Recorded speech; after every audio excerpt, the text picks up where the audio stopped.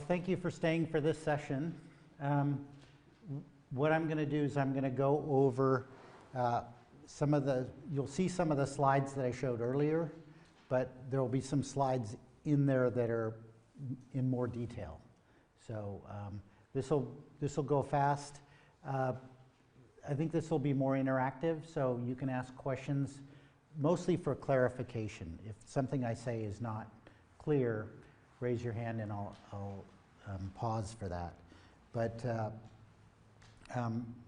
what I want to do with this session is that I didn't have really enough time to talk about the differences between what we're proposing with the carbon tax and then what the Green New Deal is. I didn't talk about that at all.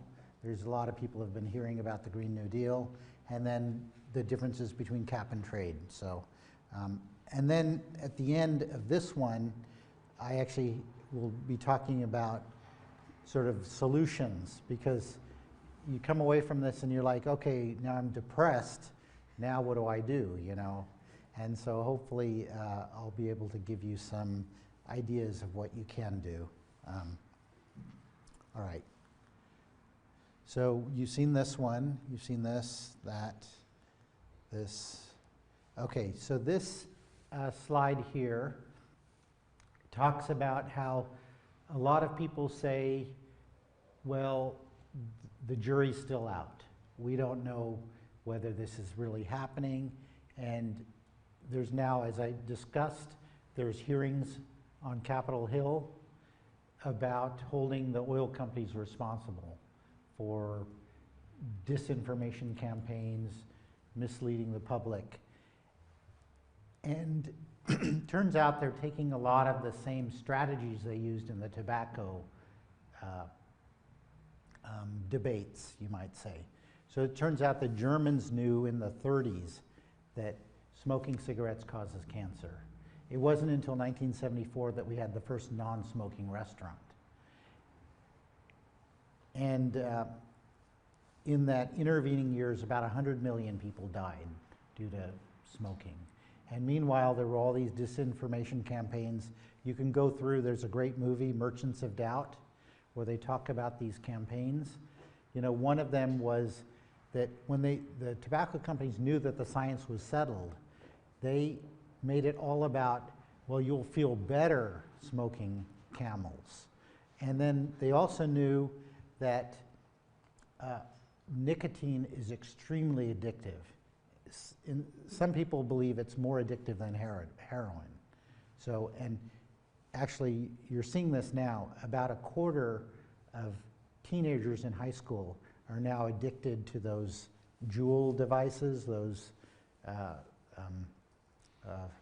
vaping devices, and that stuff is worse than cigarettes because they're getting chemical burns in their lungs from the chemicals in these devices. But the disinformation campaign that the tobacco companies used was like, they weren't using science. They were using like statistical anomalies. Well, my grandmother smoked 3 packs a day until she was 100, right? So of course it doesn't cause cancer, but that's a statistical anomaly. And here,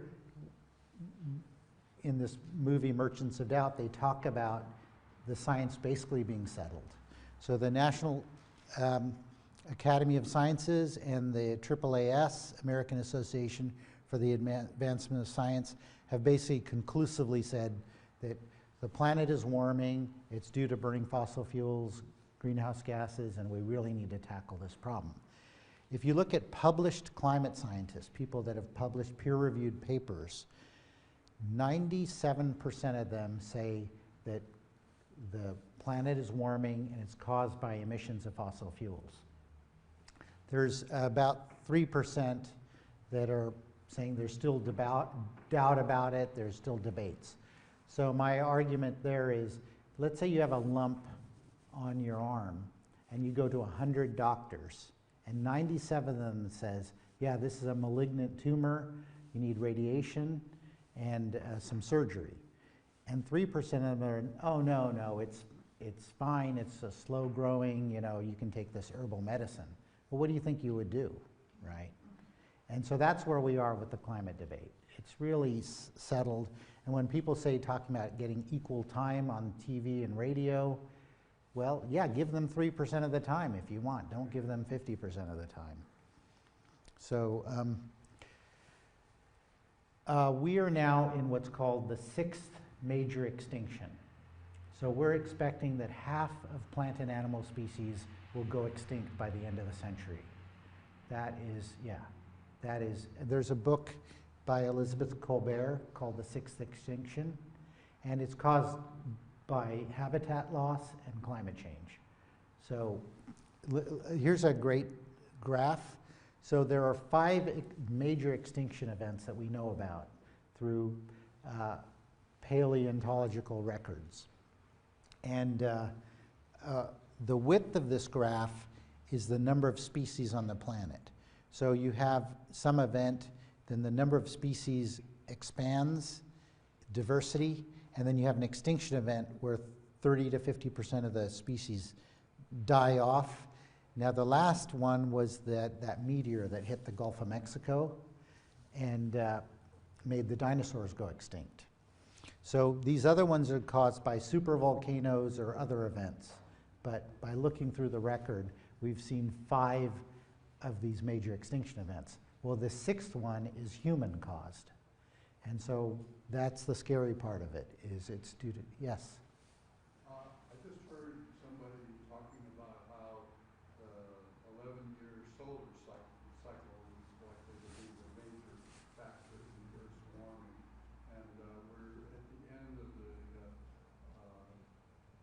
warming cycle, or we're at the, we're at the end of the warming cycle for the solar 11-year event.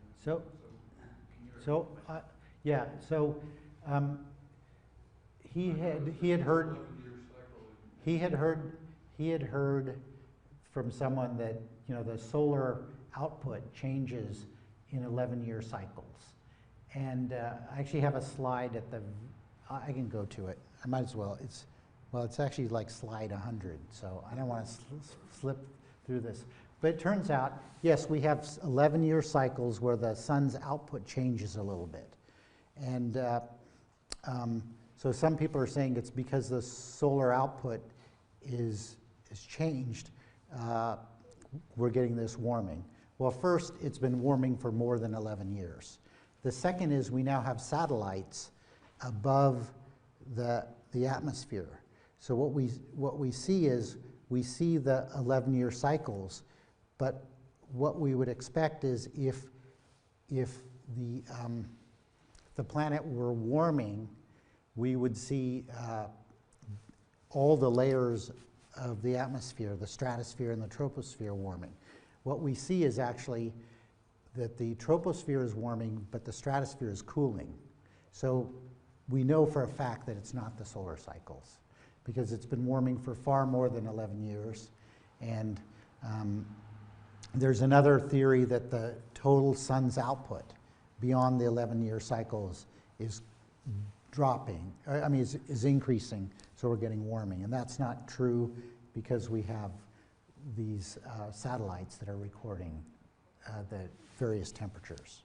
So you would expect if the sun's output were increasing, all the layers would be warming, and they're not. So we know that for a fact. And we actually predict that the stratosphere would cool. So, we now have, so we have this debate about whether man has dominion over the earth or where man is the steward of the earth. And the Pope has come out strongly saying that man is steward of the earth and that we need to solve this problem to save humans from being dislocated, displaced due to climate change.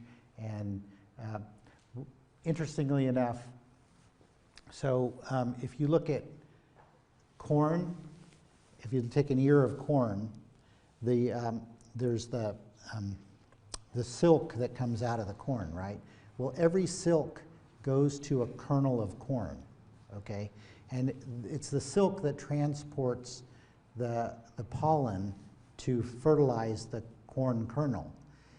Now that the planet has gotten warmer, that silk dries out faster. So they're actually predicting that as the planet gets warmer, the silk dries out so quickly that the pollen doesn't have time to land on it and be transported. So we're looking at crop yields. So as the temperature is increasing, the crop yields are going down. And so we're looking at famines, droughts, hurricanes, all of this. And so the Pope has said, Holy Father, you remind us that we have a sacred obligation to protect our planet, God's magnificent gift to us. We support your call to all world leaders to support the communities most vulnerable to a changing climate and to come together to preserve our precious world for future generations. So now almost all faith groups have come out with statements about climate. So we talked about the carbon tax, the greenhouse effect. This is, for those of you who are scientists, this is very wonky. So black body radiation shows that the temperature of the sun is 5,000 degrees Kelvin. So most of the energy is under this red line. So it's all in the visible. And we evolved, our eyes evolved to handle the maximum wavelength output of the sun. I mean, that's evolution in play. So we're very effective at using most of the sun's output to see. So this is the energy, that this spectrum that comes out of the sun. Then the Earth is much cooler, so it re-emits in this infrared. So all the radiation goes back in the infrared. So the sun's energy comes down in this red band, and based on the different temperatures that you can look at, 200 degrees Kelvin, 300 degrees Kelvin, it emits in these different bands. So that's, yes? My question is, what can we do about this? You see, my philosophy is that I'm not going to become a climate scientist overnight. So I buy into what the Union of Concerned Scientists say and what your organization says. So I'm persuaded, okay? Yeah. But how are we going to deal with this? That's what I'd like to hear about. Yeah. Well, as I described, there's one proposal, which is the carbon tax. Okay. And we need to get our politicians to understand how serious this problem is and how a market-based solution that we expect that both conservatives and progressives can get behind will solve this problem. And so CCL has proposed, and I'll talk about this, a market-based solution. The Green New Deal is a very, expand the government type proposal. So are you in favor of it? Am I in favor? The Green New Deal, is it good or bad? I'm going to talk about it, okay? Yeah, so the reason why I'm showing you this is because you will get arguments like the 11-year sun cycles. And there's a website called skepticalscience.com. Any argument you get on the internet, someone will email you some, crazy idea of why the planet's warming and it's not caused by burning fossil fuels. And you can go there and you can see some hard science describing it. Skepticalscience.com. Now, what's very interesting is that Citizens Climate Lobby has realized that the facts don't matter. People are not persuaded by facts. You can give them all the facts in the world, they're still going to deny climate change. We have become tribal. Well, we've always been tribal. What we've realized now is that people are as tribal as they are. So if you want to convince somebody who is in a different tribe, you need to either find trusted people from their tribe, so we look at trusted people from the right and the left. So George Shultz is on the conservative side, and he has come out very strongly in favor of a carbon tax. Greg Mankiw, a bunch of people. I showed you, that's why it was super important to show that we have 3,500 economists, you know, people that understand how the economy works in favor of this idea of the carbon tax. And I've been in CCL for 10 years, and I've been working on this. It's only now, after 9 years, that we got a bill in Congress. So, so that it's taken far longer than I would have expected to get this passed, because it's a market-based solution that we thought would appeal to everybody. So, I want to give you the science because it's important to know that the, you know, people that study this every day are totally convinced that this is happening and that it's a problem, and that now we're seeing it in front of our eyes. I mean, even before we hit 1.5 degrees, we have wildfires and droughts and super hurricanes, you know. So I showed you this. Okay, so here's some more science. So it turns out that in Antarctica, the snow basically never melts. So year after year, it piles up, and it's now 2 miles deep. So if you drill down there, you can go back in history. You can go back 700,000 years. So these are ice cores in Antarctica, and these are the layers. So like tree rings, you get these layers in the ice cores. This is 11 years worth of snow. And you can see that when the snow falls, it's light and fluffy, and then as snow builds up, it gets compressed into ice. But the air gets trapped inside, so we have these little bubbles in there. So it turns out that you can actually get from this ice the CO2 levels, the temperature, and the methane levels that existed over this is today, and this is the last 700,000 years. Now, if you look at these two graphs, oh, that's Zoom telling me the internet connection is unstable. Okay. So don't these graphs look virtually identical, the temperature and the CO2 graphs? So what happens is these are ice ages here for temperature. Ice age, ice age, ice age, ice age. So those are all ice ages, and here's the CO2 levels, and these are interglacials. So at the last interglacial, sea level was about 100 feet higher than it is now. So, and it, you know, we know that during an ice age, we had this big ice bridge where people basically walked across from Asia to populate the Americas. So what's scary about this is that CO2 levels have never been higher than 290 parts per million over multiple ice ages and multiple interglacials. We are now at 415 parts per million. So we're off the scale, okay?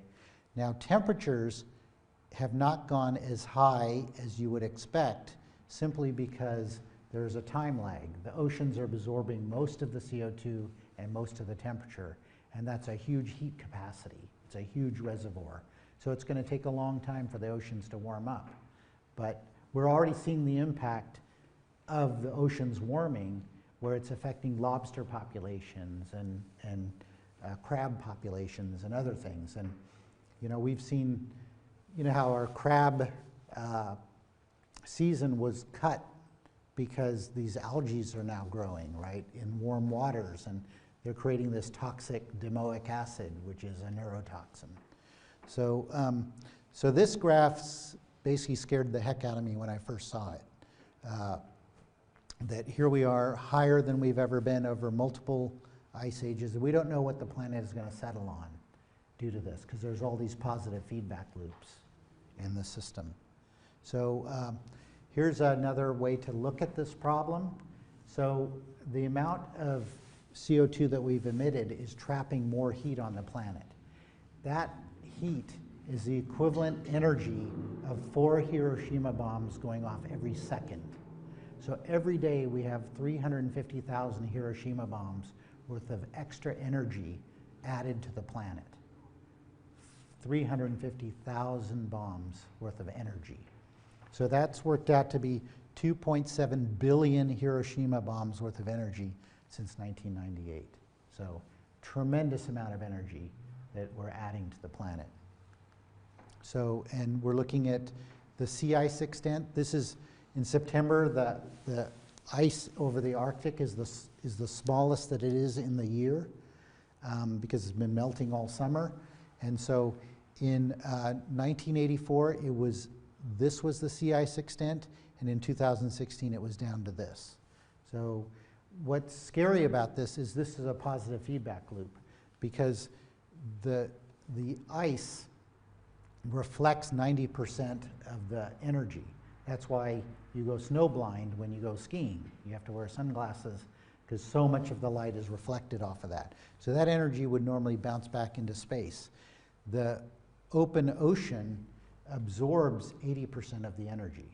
So only 20% is reflected. So all that extra heat is being absorbed. And that's why we've already noticed that disproportionately the Arctic is warming faster than the continental United States. So Alaska was this year 15 degrees warmer than normal, whereas the average temperature rise on the planet is about 2 degrees Fahrenheit. So the Arctic disproportionately gets warmer because of all of this.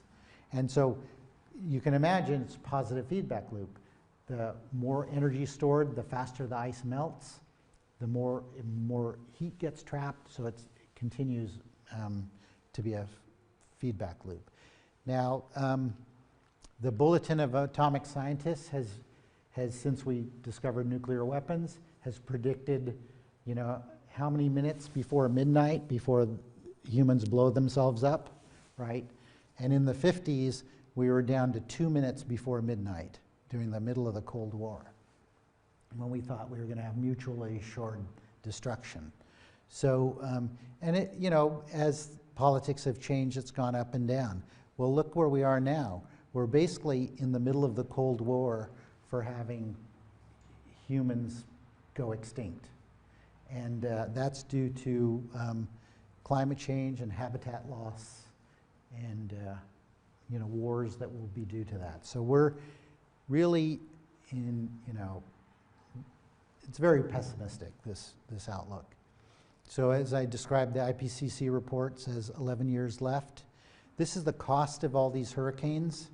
In 2017, we had those 3 major hurricanes that hit, Harvey, Maria, and Irma, and that was $250 billion worth of damage. So, it turns out that when you look at all of the weather-related disasters, it's costing our economy about $240 billion a year. So for the past 10 years, that's about what it's cost on average. So some years we get these hurricanes, some years we get floods, some years we get wildfires. So it's very expensive to have to deal with climate change. So let me tell you a little bit about CCL. So we were founded in 2007. This slide is old. We now have 150,000 members. And our strategy is we create chapters in every congressional district. So we go lobby Congress people in red districts and blue districts. And we're international. So we have chapters in Nepal, in Bangladesh, in India, in Germany, England, all over the world advocating for this idea of a carbon tax.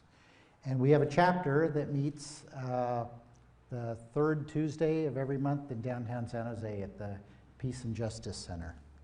So I described this. Does anyone have any questions over this? This is important that I hope I was clear in describing this. But it's a steadily rising carbon tax. Goes up $10 a ton per year. And it's at the primary point of entry into the US economy where it's taxed. So whether that comes over on a tanker, a pipeline, or comes out of the ground. So it's taxed there. And of course, the companies that mine the oil, they don't eat the cost of that. They pass it along in higher gas prices and yes. When do you estimate that emissions will drop to 0 following this strategy? Okay, so The question is, when do we estimate that emissions will drop to zero following this strategy? Well, we believe that this strategy is only a part of the solution. We think that it's effective. It'll get us down by 50% in 20 years. We kind of don't have 20 years. So, but we don't want to disrupt the whole economy. You know, if we had our choice, we'd start at $100 a ton and ramp it up $50 a ton per year. Just a comment, my understanding of the literature is that we are now emitting roughly 100 times what can be absorbed in natural processes. Correct, yeah. And which means that even if we reduce by 50%, we'll still be emitting 50 times what can be absorbed by natural processes. So the question was, we were emitting 100 times what can be absorbed by natural processes. And the natural processes that extract carbon dioxide from the atmosphere are trees.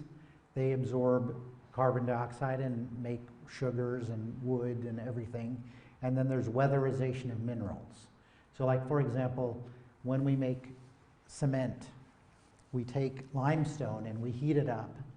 So cement is calcium carbonate. So we heat it up and we drive off the CO2, and then we get calcium oxide, which is the binder for cement. It's actually calcium hydroxide, but anyways. But it is all the limestone that has been created has absorbed all the CO2. So that's mineral weatherization that causes that. So I think every scientist who studies this believes that at some point we're going to have to create machines that will actually actively remove carbon from the atmosphere and bury it underground. So there's a number of research programs that are actively working on direct carbon removal. Does that make sense? Yes. Thermodynamically, it's struggling with this. thermodynamically it's not very efficient, because that's why we burn fossil fuels, is get that energy. Now you're saying we need that energy to bury this stuff, to sequester it. Unfortunately, we're hoping that we'll either get fusion energy and have unlimited free energy to capture carbon, or we'll have enough windmills. It turns out there's enough sunlight that hits the Earth every hour to provide humanity's needs for a whole year.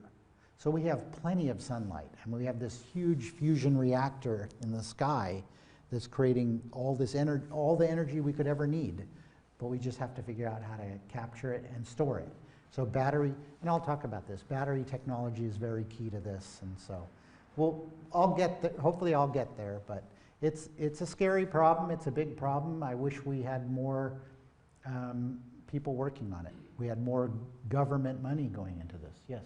So another question to repeat is, what are the primary disadvantages that opponents to this put forward? Okay, so the question is, what are the arguments against the carbon tax? What are the main arguments?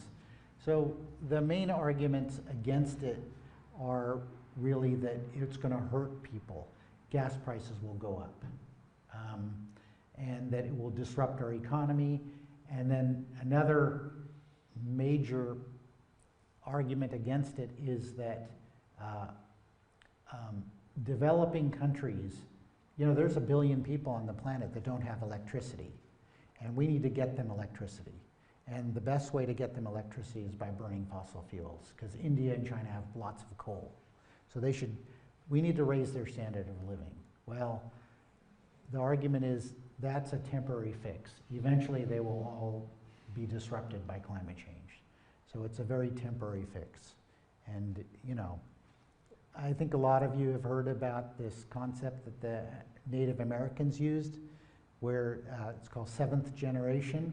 So decisions you make, you should be thinking of what's going to happen 7 generations down the road. People aren't thinking that. People are thinking about the next quarterly profits, right? That's not sustainable. We have to be thinking long term. So those developing economies cannot develop the way the US economy developed based on fossil fuels. It's a very short-term fix for them. And if you look at China, in northern China, you know, they have terrible air pollution there, people wearing masks.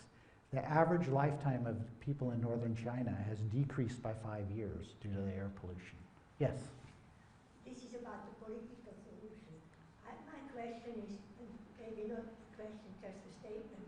Why are the people running now for president hardly talk about the climate change anymore? It's only the health. I haven't heard anything about climate change for quite a while. And I also read in the paper that some of the journalists said when they go into the States, they get more asked about climate change than about the health. So it turns out that, so the question is, why aren't our current candidates for president talking more about climate change? And of course, Tom Steyer is running entirely on climate change. Jay Inslee ran entirely on climate change, okay? Unfortunately, they're not the winners, right? Because people care more about immigration and Medicare, right? So it's kind of what the top priorities, if you poll Americans, what are your top issues? The issues are always jobs, healthcare, and climate environment are just for whatever reason at the bottom. Now, far more than 50% of Americans believe that climate change is real, it's threatening our futures and so on. But why isn't Congress acting? Congress is not acting because the big fossil fuel interests pay for campaigns, right? So that is the unfortunate part about our politics. So we have Citizens United, we have a bunch of other, you know, barriers to having, yes?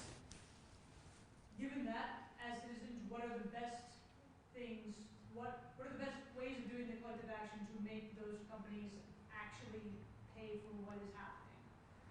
So the question is, what are the best actions we can take to make the companies pay for what we call the negative externalities, the cost to society of burning fossil fuels?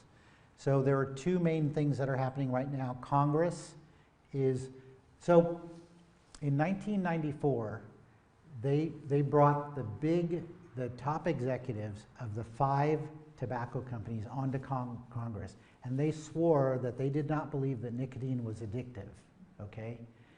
Well, they knew, and so they were fined $200 billion. $200 billion, they were like, okay, we'll pay that. They didn't go out of business because nicotine is so addictive, people will pay whatever it takes to keep smoking.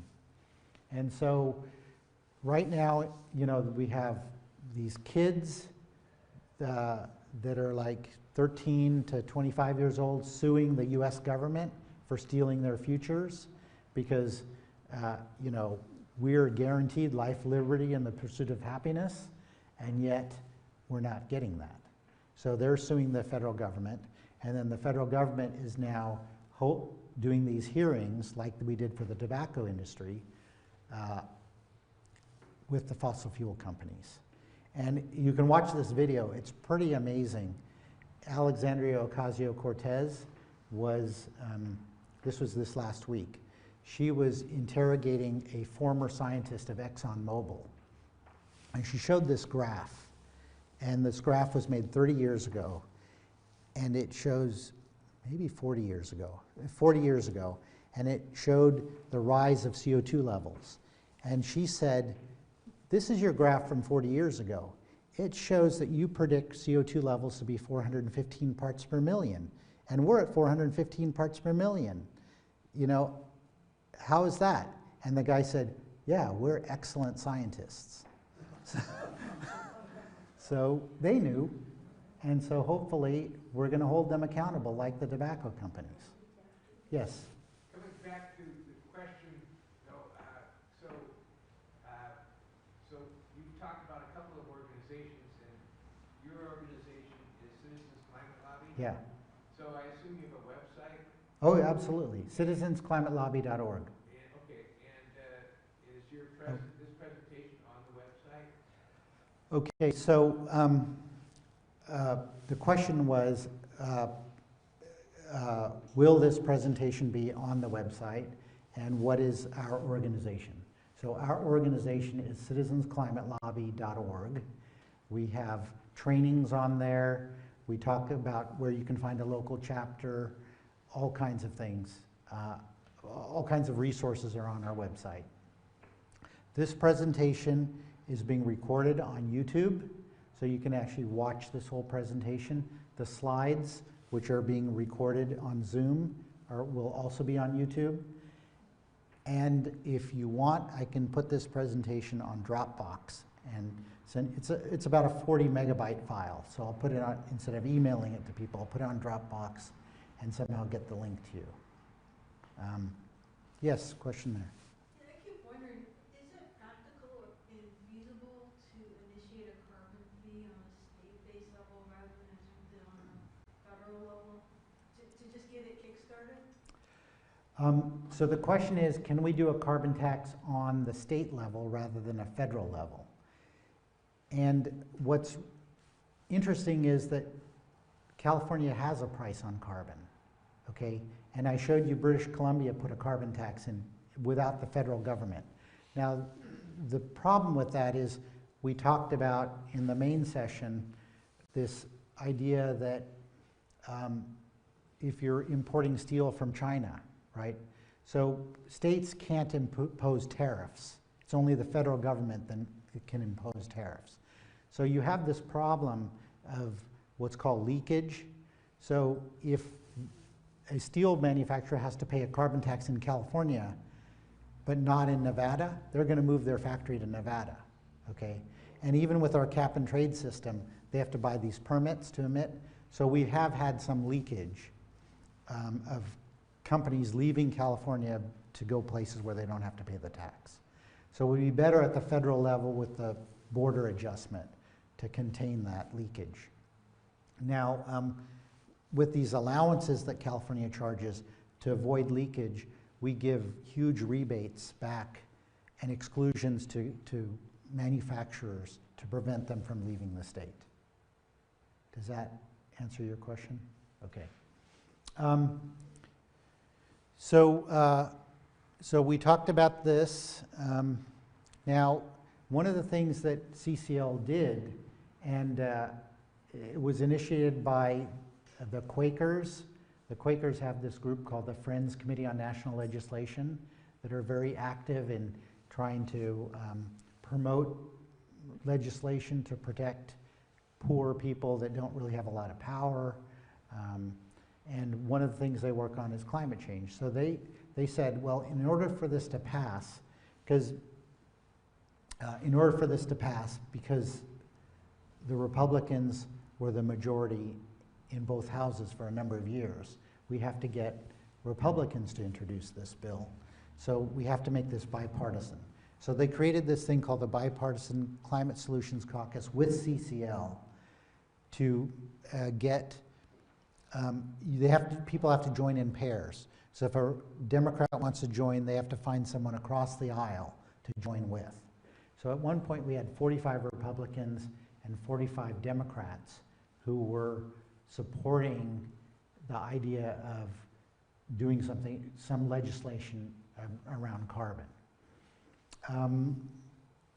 After the 2018 election, unfortunately, a lot of these Republicans either quit or got elected out, so this thing dissolved. But it looked like we had a lot of hope there, where we had 45 people on each side. But those are the kinds of things we're trying to do to get bipartisan support for this. Okay, and so we talked about HR 763, which is this bill. Interestingly enough, I'm going to talk about a couple of things that CCL just wants to apply the carbon tax on everything, but in order to get support from conservatives, we had two major exclusions. One was that the military would not be charged the carbon tax, and agriculture would not be charged the carbon tax. So for agricultural use, there's no carbon tax. Then the other thing that a lot of people, even within CCL, are violently opposed to is that right now the Supreme Court has said the EPA has authority to regulate CO2 emissions because of the negative effect on our economy. Well, we want to give up that authority. We want to say, well, once we have the carbon tax, it's going to transition the whole economy away from fossil fuels. So EPA no longer has authority over greenhouse gases. So this is something that, like the Sierra Club won't support this bill because they don't want to give away authority on greenhouse gases. Okay, so we talked about business as usual is this blue line here that says, you know, we're emitting in the US 5 billion tons of CO2. That will be reduced to about 2.8 billion tons in 20 years. And you get this dividend check, which helps lower income people, saves lives due to every time you burn coal, you emit mercury. In fact, I don't know if any of you have heard that there's sort of this advisory from the FDA that you're not supposed to eat too much tuna. Like if you have a small child who weighs like 50 pounds, they're not supposed to get more than 1 can of tuna every month. Otherwise, they'll get mercury poisoning. So it turns out when we burn coal, mercury gets evaporated. It lands on the waters and then gets absorbed by plankton, and then the fish eat the plankton, and then mercury is bioaccumulative. So if you eat carnivorous fish, every little fish that they eat that has mercury in it, it gets accumulated in their bodies. So the little fish are accumulating mercury, then the big fish are accumulating more mercury because they have to eat a lot of little fish. So the higher up on the food chain that you eat, the more toxin you're going to get, and so that's tuna and swordfish and so on. So by not burning all that coal, we're not emitting cadmium and mercury and arsenic and then the particulates, the little pieces of black carbon that cause asthma. So we save a lot of lives. So it's a win-win-win. You get more jobs, you get the protection of the climate, you increase household incomes, you save lives, you add GDP. So the only people that seem to be opposed to it are the fossil fuel companies. And so as I described, in British Columbia, this has been a wildly successful, and they've now extended it to even a higher tax. This isn't, we don't believe that's high enough. $50 is not that significant. But now Trudeau has said every province in Canada has to have a price on carbon. Okay, so now we talked about California's cap and trade. So the way, so this is an interesting way this works is the tax is the more you burn, you just pay that tax. The cap is, we're going to say this is the limit of how much carbon we can emit. So there's a cap, and you have to buy allowances to allow you to burn to that level. Next year, that cap's going to go down. So you have a bounded amount of emissions every year. Whereas with the carbon tax, there's no bound. You just keep burning, but you have to pay for the right to burn. So the problem is that if you have a recession, nobody's making anything. No one's emitting carbon. So you have all these allowances that nobody wants. So the price of allowances drops. And so in Europe, during the 2008 recession, the price of allowances went from $30 to $2. And then a lot of people banked those allowances and then used them later to burn. So you have this price volatility. You never know. And let's say you have this cap and the economy is booming.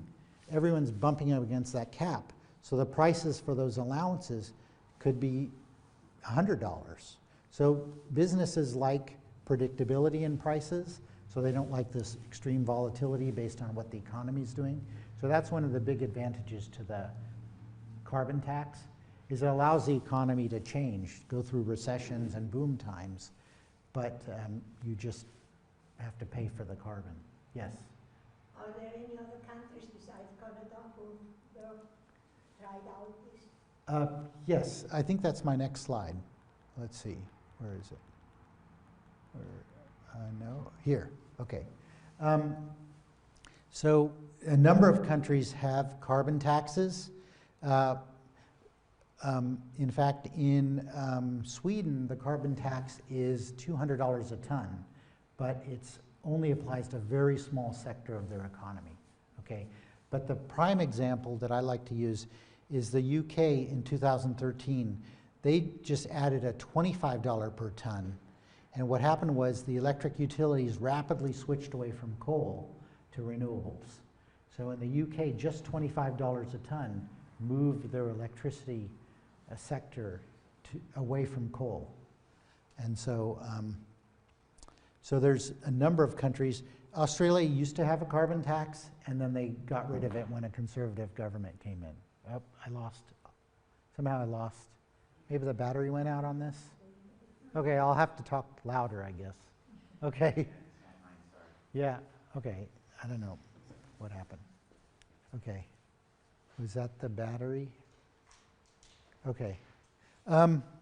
So here's an example of other countries that have the carbon tax, but in the UK it was extremely successful in reducing emissions, okay? So I talked about, so California's cap and trade is this cap, and you have to buy allowances, but it only applies to the really large emitters. So it doesn't cover everything in the economy of California. It covers about 85% of California's economy. Yes, Jim? Does HR 763 a part of the Green New Deal? No. HR 763 is not part of the Green New Deal. But I'm going to talk about the Green New Deal. I have 10 minutes left, so I'm going to try to race through this, but I'll talk about the Green New Deal because I think a lot of people are very interested in the Green New Deal. Okay, thank you. Okay, we're back. All right, so I think you understand how California's cap and trade works. It funds all kinds of programs: community air protection, low carbon transportation, active transportation, high-speed rail. And that's been one of the problems with California's cap and trade, is a lot of people don't like high-speed rail. So it's been controversial. Just returning it back to the consumers in dividend checks gets rid of all that controversy. Okay, so here's the European price volatility. So they started out at $25 a ton. During the recession, it dropped dramatically down to under $10, and then it just has been dropping because they have too many allowances. The cap is too high. So these are these are the permit prices.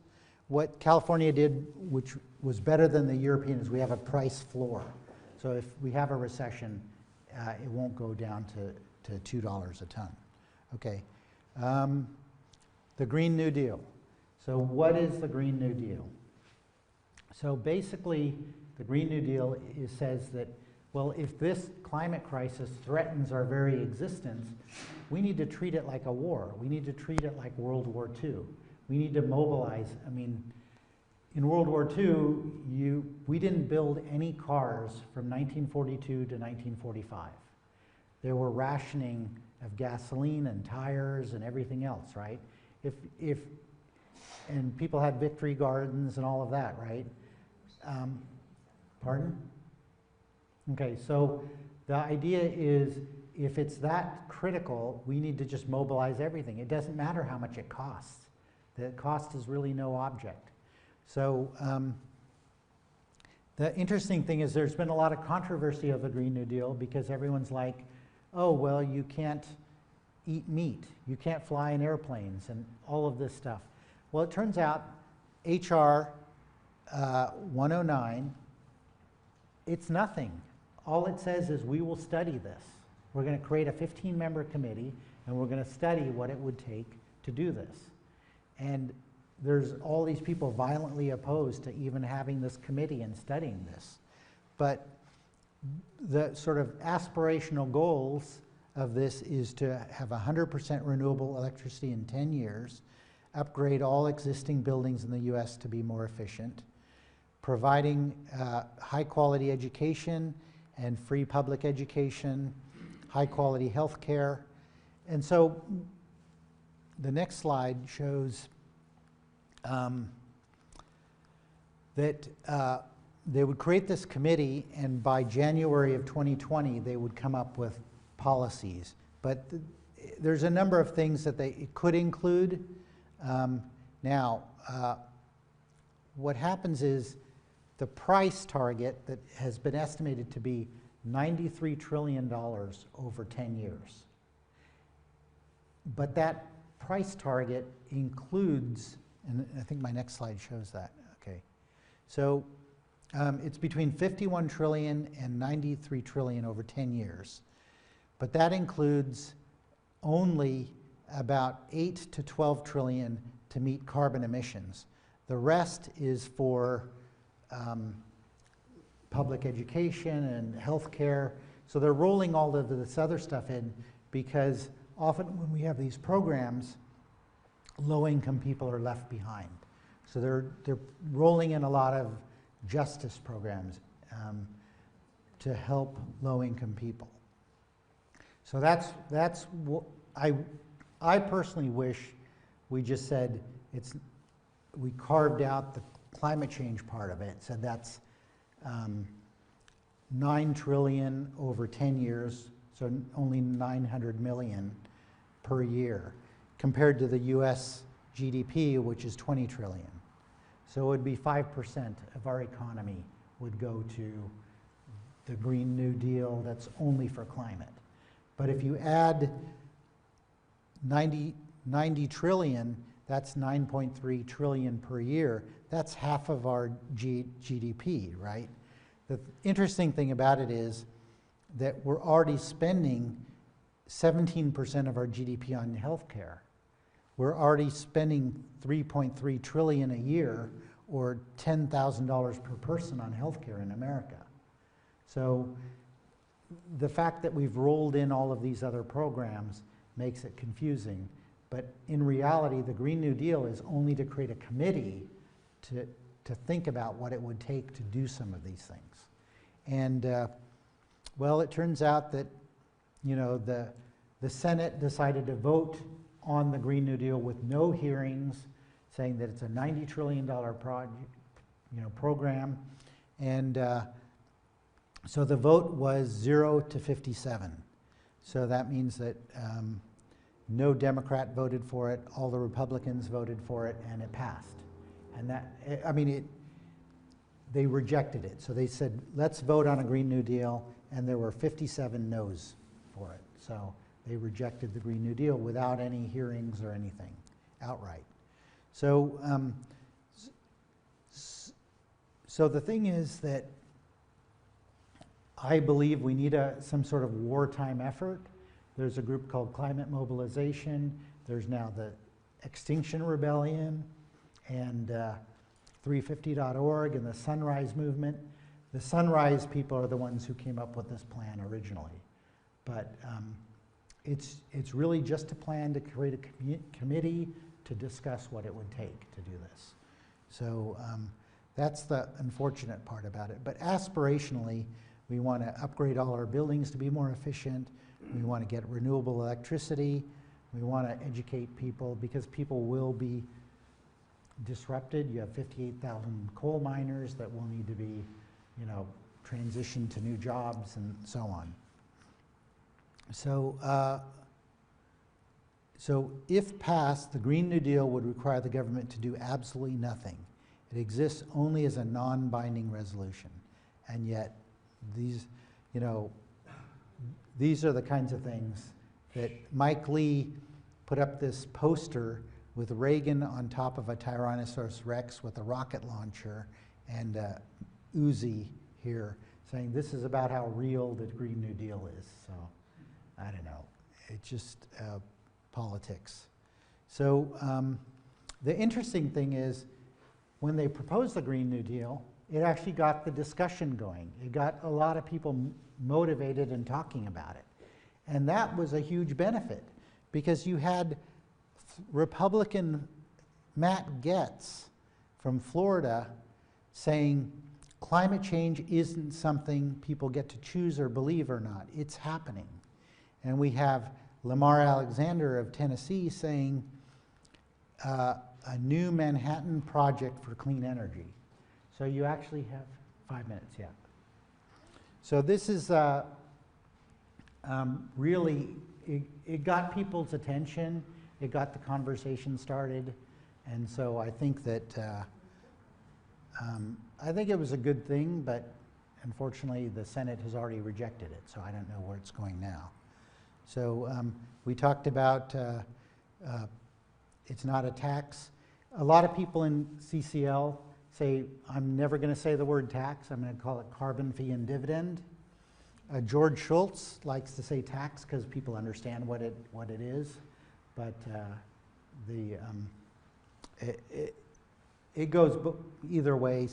There's some CCLers like me that say carbon tax, other people only say carbon fee and dividend. So now I want to talk about this group. There's a parallel group to CCL called the Climate Leadership Council, and it's only a conservative group. And they are asking for exactly the same carbon tax that we are. But what they said was, we are going to absolve, if we pass this thing, there will be no liability to the oil companies for all the disinformation that they did for, 50 years. Now, so they have all of these people signed on with them. You have all the big oil majors who have signed on to the carbon tax from the Leadership Council. Turns out about a month ago, they dropped that provision where they would absolve the oil companies of liability. So, we don't know where this is going, but that was a big step forward in my mind. So this is a graph saying that if you add the cost of catastrophes by doing nothing, here's the cost of action, and here's the cost of catastrophes. So if you add these two together, it will be less than the cost of catastrophes in the long term. It might cost us more in the short term, but in the long term. So, okay, so I have 2 minutes left. This is the good news.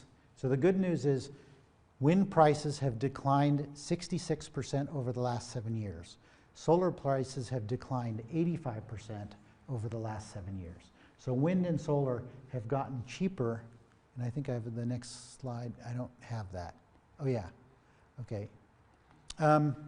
So battery prices have come down. The original Tesla Roadster was a $100,000 car. 40,000 of that was the battery, and that was back in 2000. So you can see that to 2016, battery prices came down a factor of 5. So, wind is only at certain times of the day, solar is only at certain times of the day. So if you add batteries to that, and all major wind and solar projects in California now have battery attached to them. So that gets rid of this problem. And it turns out, I don't have this, but because I don't have the rights to this is copyrighted stuff from Lazard, but they're a big financial institution, and they show that onshore wind is cheaper than coal everywhere in the United States. So there's no reason to build any coal-fired power plants in the United States. And solar PV is cheaper than coal in almost everywhere in the United States already. And by 2025, wind will be cheaper. Wind will be cheaper than natural gas power plants by 2025 everywhere in the United States. And by 2030, solar PV, photovoltaics, will be cheaper than natural gas everywhere in the United States. So since these plants last like 10 years, they last 30 years, why would you ever build a coal-fired power plant or or a natural gas plant, now, when you're planning for it to last 30 years, and in 10 years, wind and solar will be cheaper anyway. So I think that's all I want to say, but this is where the world is going. It's going to renewables. And now that we have clean, renewable energy in our homes, we need to get off of natural gas in our homes. Get electric cars, get heat pump water heaters, get induction stoves, all of that. Thank you. Thank you so much. Okay.